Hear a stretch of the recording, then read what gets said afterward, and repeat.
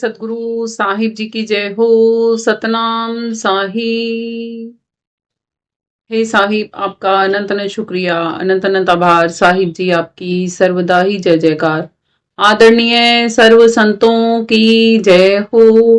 उपस्थित आदर के योग्य सभी जीवात्माओं को मेरा नमन। सतनाम साहिब। आप सब में बैठे परमपिता परमात्मा को शत शत नमन।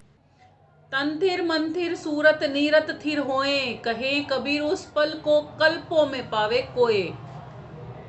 तो एक संत जब एक आत्मा पे इतनी मेहनत करता है उसके जीवन में वो पल लाने के लिए, तो वो क्या नहीं करता उसके लिए।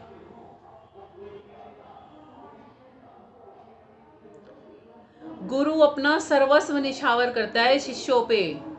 कौन शिष्य ऐसा है जो अपना सर्वस्व निछावर कर दे ऐसे गुरु पे? है कोई? एक अंधे को जब डॉक्टर आंखें दे देता है तो वो उस अंधे के लिए वो डॉक्टर भगवान हो जाता है, क्योंकि उससे पहले वो इस दुनिया को देख नहीं सकता था। मगर जब इस दुनिया से ही उसको दर्द मिलता है ना, तो वो डॉक्टर ही उसको शैतान लगता है। कहता है कि मेरे को दी क्यों आंखें, क्यों दिखाया ऐसा भयानक ये संसार। डॉक्टर ने तो कुछ गलत नहीं किया, नहीं किया ना आंखें देख। उसको पॉजिटिव था तब भी सुनने को मिल रहा था, और नेगेटिव हुआ तब भी सुनने को मिल रहा था। इसीलिए कहा जाता है डॉक्टरी करना भी निस्वार्थ भावना से सेवा करना ही होता है। मगर आजकल तो हर एक चीज में हम स्वार्थ कहीं ना कहीं ढूंढ ही लेते हैं। मेरा फायदा किसमें है ना, ढूंढ लेते हैं ना। यही ढूंढा ढूंढाई करना ही कर्म है। इसी के ही बंधनों में बंधना पड़ता है। यूं ही बनते रहते हैं धीरे धीरे करके कर्म, और हम एक दिन मृत्यु को प्राप्त हो जाते हैं। और फिर जब हमें अगला जन्म मिलता है ना, तब हम कहते हैं हमने तो कुछ किया ही नहीं, हमें क्या पता। अरे इस जन्म के किए हुए कर्मों को भी हम भूल जाते हैं। हमने पता नहीं क्या क्या किया हुआ है इस जन्म में भी। स्वीकृति नहीं आती, संत जन वही स्वीकृति सिखाते हैं। इसीलिए कहा जाता है कि सब जग रोगिया भाई, वो जिन्हें सतगुरु वैद न चीन्हा। कैसा सतगुरु चाहिए कि जो जन्म मरण दो अजब रोग है, तृष्णा बढ़ती खांसी।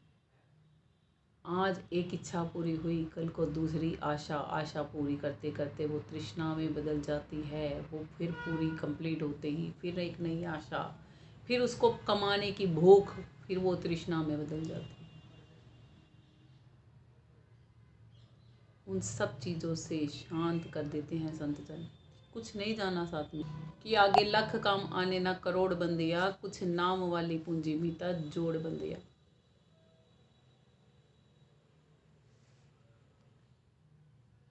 हम हर समय ही संसारी धन की जोड़ा तोड़ी, संसारी रिश्तों की जोड़ा तोड़ी में ही समय बिता रहे हैं। ये नहीं पता कि ये पल कितने कीमती हैं कि सच्चे साहिब का नाम नहीं कमा रहे। और जो सच्चे शब्द भेदी संत जब हमारे जीवन में आते हैं ना, तो वो हमें नाम की कमाई करना ही सिखाते हैं। इस आवागमन के जन्म मरण के चक्रव्यूह से बचना ही सिखाते हैं। इस तृष्णा की खांसी को ठीक करने का तरीका सिखाते हैं। कहते हैं आवागमन की दौर लगी है, यम घेर रहा गल फांसी। आना और जाना किस वजह से है? श्री गीता में कृष्ण जी ने बताया ना, कर्मों की वजह से है। आत्मा कर्म ऐसे कर रही है कि फल के रूप में भोक्ता बन के अलग अलग तनों को धारण कर रही है। अलग अलग तनों को धारण करने का मतलब क्या है? जन्म और मर रही है। सपोज करो ये कपड़े उतारना मेरी मृत्यु, और दूसरे कपड़े पहनना मेरा नया जन्म। तो क्या हम चाहेंगे ये वस्त्र उतारना और दूसरे वस्त्र धारण करना? क्या चाहेंगे? जो वस्त्र हैं वही रह जाएं, बस बदलने की जरूरत ही नहीं है। संसार में यदि हमें आत्माओं को अपने अगले पिछले जन्म याद आ जाए ना, तो हम यहाँ रहना ही नहीं चाहें। हम सबसे बस एक ही चीज़ कहते रहे, I am sorry, I am sorry, I am sorry, please forgive me, please forgive me. ना जाने हमने किस किस जन्म में किस किस के साथ में क्या क्या किया होगा और उन्होंने हमारे साथ क्या क्या किया होगा, क्योंकि जिसको रियलाइजेशन नहीं होता वो कभी क्षमा नहीं मांग सकता, नहीं मांग सकता। गलती का रियलाइजेशन होने के बाद भी क्षमा मांगना बहुत बड़ी बात होती है, फिर भी वो मुख से नहीं निकलता। जैसे रावण को अपनी गलतियां पता थी आखिरी तक में, तो उसने पता ही क्या कहा था मंदोदरी को। जब मंदोदरी ने कहा अब तो तुम्हें अकल आ गई, अब तो मान जाओ, तब उन्होंने पता है क्या जवाब दिया था मंदोदरी को। कहते अब तो मैंने अपने कुल की हत्या करवा दी, और अगर अब मैं राम जी से क्षमा मांगूंगा तो मेरे सारे कुल के कुनबे के जितने मर गए वो मुझे क्या कहेंगे कि खुद तो स्वर्ग में चला गया और हमें नरकों में धकेल दिया। इसलिए उसने अपनी मृत्यु को उस अवस्था में एज इट इज़ स्वीकार किया था।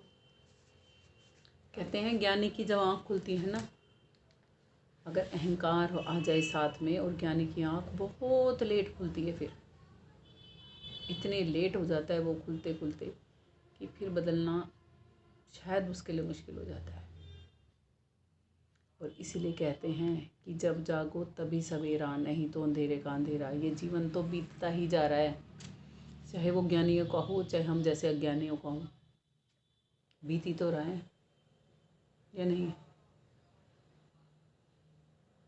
तो वो कहते हैं कि सपोज करो आज मैं मंदिर में जाने लगी तो पंडित जी को देखा, अच्छा भाई ये टीका लगाते हैं, ऐसे करते हैं वैसे करते हैं। अभी हम सब नॉर्मली ऐसे करते भी अपनी लाइफ में। आज मैं किसी चीज़ का व्रत रखूँगी ना, तो तूने वो व्रत रखा था भाई, मेरे को तो नहीं पता कैसे रखते हैं, नू कर लिए, ये कर लिए, वो कर लिए, वो कर लिए, उसको 70 विधान बता देंगे, बता देते हैं ना।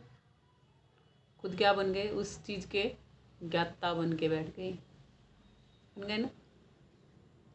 कहते हैं ऐसे ही देखा देखी लोग गुरु बन जाते हैं, पंडित लोग गुरु बन जाते हैं, मौलवी लोग गुरु बन जाते हैं, नाम दे देते हैं कोई भी, बोल लेना ओम नमः शिवाय, बोल लेना राम राम, बोल लेना ये, बोल लेना। उनको भी पता है हम गुरु नहीं, है ना। और जो जुड़े हुए हैं उनको भी पता है कहीं ना कहीं कि ये गुरु नहीं है, मगर क्योंकि वो पूछे पाड़ सकते हैं, कुछ हमारा 2-4 पलों का जीवन को वो कर सकते हैं, बस उतने तक में ही संसार की इच्छाओं की कामनाओं के टोकरे उठा के हम घूमते रहते हैं गुरु बना के। कहते हैं ऐसे गुरु गुरु नहीं होते कि देखा देखी गुरु बन जावे, किया न तत्व विचारा। तत्वदर्शी तो नहीं बने, भेद तो नहीं जाना, भेदी संतों का संग तो नहीं किया। और ऐसे जो गुरु होते हैं उनके सिर पे यम क्या करेगा, मारेगा पैजारा। पैजारा मतलब यम का जो दंड होता है ना, उसको पैजारा बोला जाता है, वो मारेगा उसके। कहते हैं ना यम के हाथ में दंड होता है, उससे मारेगा फिर उसको भी उसके शिष्य को भी। इसीलिए कहते हैं लोभी गुरु लालची चेला। और क्या होता है, लोभी गुरु सर्प बनता है और वो चेले चींटियां बनते हैं, और बदला चुकाने के लिए वो चींटियां उसका खून पीती हैं। मोस्टली सर्प ऐसे ही मारे जाते हैं।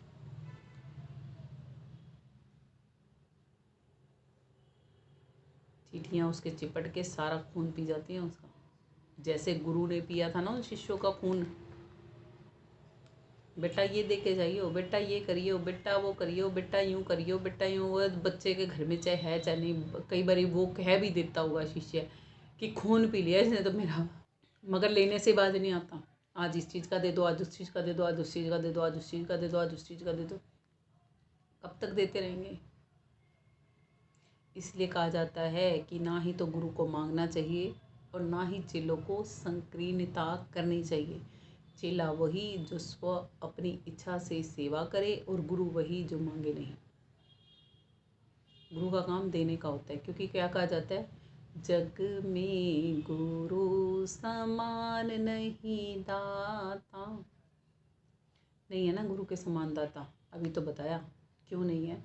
क्योंकि वो हमारी आवागमन, हमारी मृत्यु, हमारा जन्म होना यहाँ से रोक कर हमारी इस आवागमन के चक्रव्यूह को काटना हमें सिखाकर हमें वहाँ भेजता है जहाँ कोई दुनिया का संगी साथी हमें नहीं भेज रहा था, हमारे माँ बाप नहीं भेज रहे थे, हमारे प्रियजन नहीं भेज रहे थे,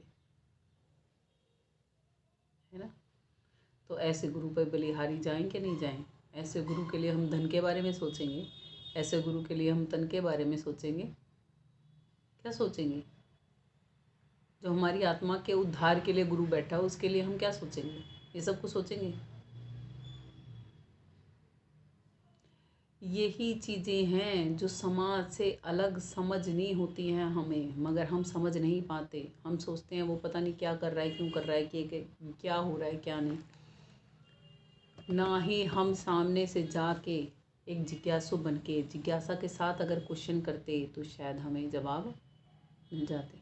अगर कुम्हार का चाक कुम्हार से दूर हो जाए या मिट्टी दूर हो जाए तो कुम्हार भी कुछ नहीं कर सकता, और वो मिट्टी भी स्वतः से कोई भी बर्तन नहीं बना सकती, नहीं बन सकती ना। इसलिए कहा जाता है जीवन में गुरु की जितनी ज़रूरत शिष्यों को होती है उतनी ही ज़रूरत शिष्यों को गुरु की भी होती है। इक्वल गिव एंड टेक होता है। ऐसे नहीं कि हमने दे दिया या उन्होंने दे दिया तो दूसरी तरफ वाला कुछ ना करे। तो आगे कहते हैं, झूठे गुरु को सब कोई पूजे, साचे ना पति आई। अभी आपको शुरू में उदाहरण दिया था ना सच्चे और झूठे के ऊपर, कि हम सब डॉक्टर की ड्रेस पहन के घूमने लग जाएं, हमें आता ही नहीं तो हम कैसे बता देंगे, इलाज कर देंगे किसी मरीज का? देखते तो हमें सारे क्या कहेंगे, आओ डॉक्टर जी, बैठो डॉक्टर जी, खाओ डॉक्टर जी, ये इलाज का, इसकी दवाई बताओ डॉक्टर जी, है ना। ऐसा ही होता है। डॉक्टर में भी अलग अलग कैटेगरी भी बताई ना। ऐसे ही कहते हैं गुरु गुरु सब अच्छे हैं अपनी अपनी ठोर, शब्द विवेकी शब्द पार की, 100 सिर माथे की मोड़।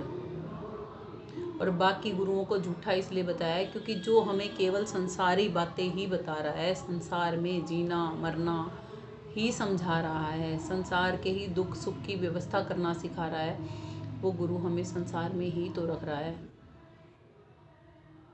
वो हमारी आवागमन नहीं कटवा रहा है, इसलिए उनको झूठे गुरु का है। ये नहीं कि वो झूठ बोल रहे हैं ना, वो हमारी संसार की व्यवस्था तो हमारे को ठीक तरीके से बता रहे हैं, वो झूठ कहाँ बोल रहे हैं। सपोज करो हम किसी से पतरा दिखाने चले गए, उसने बताया कि तुम्हारे जीवन में ये परेशानियां हैं, ऐसे ऐसे हल होएगा, ये करना, ठीक है। उन्होंने झूठ क्या बोला, हमने किया, हमारी परेशानी का हल भी हो गया। वो क्योंकि उस लेवल के ही थे, उनको वो पूरा ज्ञान नहीं था जो कि हमें आत्मज्ञानी और परमात्म ज्ञानी बना सके, जो हमारा एक्चुअल का रोग मिटा सके। जब मुझे कैंसर हो गया अगर सपोज करो, तो उसकी दवाई के लिए मुझे केवल बुखार भी बाहर होगा। जब हमारी बॉडी में कोई भी प्रॉब्लम होती है तो हमें बुखार नॉर्मली सबको हो जाता है। अब बाहर मैं केवल नॉर्मल डॉक्टर के पास जा रही हूँ, मुझे बुखार देख के बुखार की गोली दिए जा रहा है, वो भी अपनी जगह सही है ना, क्योंकि उसको कैंसर का इलाज करना आता नहीं है और कैंसर की ट्रीटमेंट के लिए मुझे किसी और डॉक्टर के पास जाना पड़ेगा। बट बुखार की तो गोली वो दे ही रहा है और मेरे को खाने के बाद बुखार में आराम भी हो रहा है। अब जब मैं कैंसर वाले डॉक्टर के पास जाऊंगी तो वो कहेगा वो डॉक्टर तेरे को बेवकूफ़ बना रहा था। क्यों कहेगा वो डॉक्टर बेवकूफ़ बना रहा था? क्योंकि वो मुझे केवल बुखार की दवाई दे रहा था, मुझे कैंसर की दवाई नहीं दे रहा था, इसलिए उसके लिए वो डॉक्टर झूठा हो गया, रॉन्ग हो गया, है ना। इसीलिए कहा जाता है साहिब हर तरीके से हमें समझाते हैं कि तुम्हें किसी को गलत या सही कहने की ज़रूरत नहीं, जो जहाँ है जैसा है वैसा ही ठीक है। वो क्योंकि अपने माइंड बॉडी और सोल से काम कर रहा है ना। हम अपने माइंड बॉडी और सोल से काम कर रहे हैं। हम दूसरों में देखें एवर्स में खुद में ही ना देख लें। ठीक है, मान लो कि सामने वाला मेरी नहीं सुनता, मत सुनाओ उसकी बातों पे रिएक्ट करना बंद कर दो। भाई जब तुमने मेरी सुननी नहीं तो मैं तुम्हारे को अपनी सुनानी क्यों है। अब तुम 6 जनों ने मेरी सुननी है तभी तो मैं तुम्हें सुना रही हूँ। अगर नहीं सुननी हो तो मैं धक्के से सुना दूंगी। तुमने अगर मुझसे बात ना करनी हो या मैंने तुमसे बात ना करनी हो तो क्या हम धक्के से बात कर सकते हैं एक दूसरे से? नहीं कर सकते ना। ऐसे ही कहा जाता है आत्माओं को परमात्मा तक जाना है तो संतों के पास जाना पड़ता है। धक्के से नहीं जाया जाता, वो प्यार से जाया जाता है और संतों के पास समर्पित हुआ जाता है, इसीलिए बोला जाता है वो चीज़ भी। और यदि हम इलाज तो करवाना है कैंसर का और केवल बुखार की गोली खाते खाते ही रह जाएंगे तो हम एक दिन मर जाएंगे। तो कहते हैं अंधा बाहें पकड़े अंधे की। इलाज तो किसी और चीज़ का करवाना और करवाई किसी और चीज़ का जा रहे हैं तो क्या होगा? मार्ग कौन बताई? तुम्हें कौन बताएगा कि तुम्हारे को कोई और भी बीमारी हो रखी है? जब लंबे समय तक हमें किसी भी रोग के लिए बुखार चलता है तो डॉक्टर भी क्या कहता है? टेस्ट करा लो भाई, कहते हैं ना। एक उसकी भी लिमिट होती है कि इतने टाइम के बाद अगर बुखार ठीक नहीं हो रहा तो हमें वो भी सजेशन करेगा कि कुछ और टेस्ट करवा लो ताकि एक्चुअल बीमारी पता लग सके, है ना। बट हमारी जो ये संसारी बीमारियां चल रही है ना, इसके लिए हमें कोई एक्चुअल डॉक्टर नहीं प्रोवाइड होता कि जो हमें कह दे कि ये बीमारी तो तेरी ठीक ही नहीं हो रही तो तेरा एक्चुअल इलाज कहीं और से होना होगा। नहीं कहता ना कोई भी। कहता है कोई? किसी मंदिर में कोई पंडित कहते हैं ये बात? या कहीं और कहते हो? हर एक पग पे बहुत संभल के चलना होता है और ज्ञान गुरु को सिर पे रखना होता है। ये सतगुरु ज्ञान गुरु भी है। कहते हैं जिंदा गुरु सतगुरु निश्चय गहो, सो गुरु सणती हजूर, वा सणती के देखते यम भागे बड़ी दूर।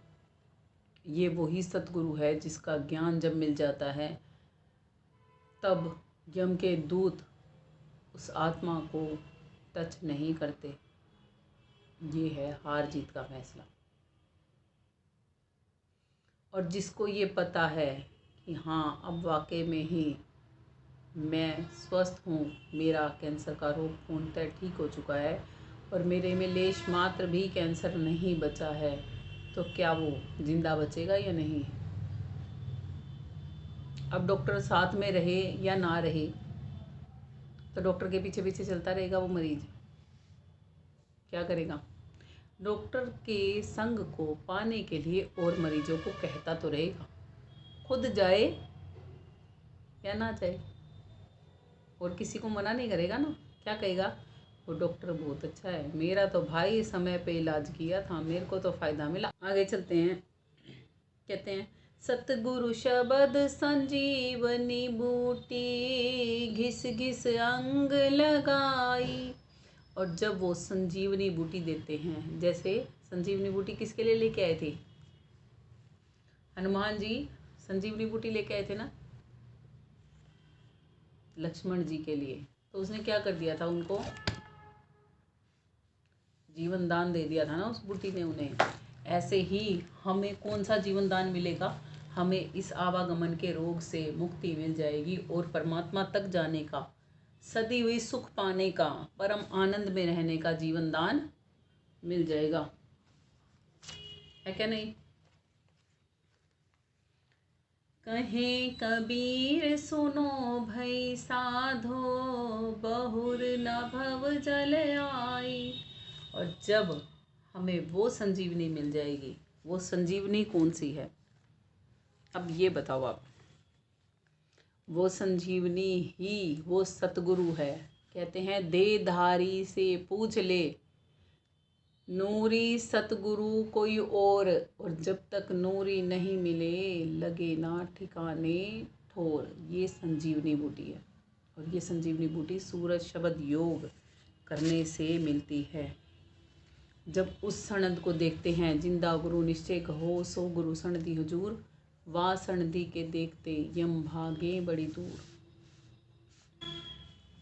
आगे कहते हैं साहिब देही को सतगुरु कहें, ये तो धुंधर ज्ञान, चार दाग आवे नहीं वा को ले पहचान। तो उसको सतगुरु बनाया जाता है। ज्ञान वही वाला सतगुरु जब देही में आता है तब इस देही को भी सतगुरु बोला जाता है, केवल उस पल के लिए जब वो ज्ञान प्रेक्षित कर रहा होता है उसका, ये नहीं कि हर टाइम के लिए। जैसे एक दुकानदार को दुकानदार कब बोला जाता है? जब वो दुकान पे बैठा है। घर पे आने के बाद तो वो पत्नी का पति है, बच्चों का बाप है, दुकानदार थोड़ा ना है फिर, वो नहीं है ना, या तब भी वो दुकानदार ही है। ऐसे ही समझ में आया आप?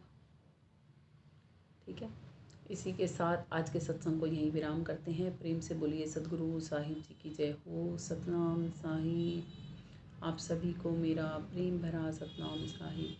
हे साहिब, आपका अनंत अनंत शुक्रिया, अनंत अनंत आभार। साहिब जी आपकी सर्वदा ही जय जयकार। आदरणीय सर्व संतों की जय हो।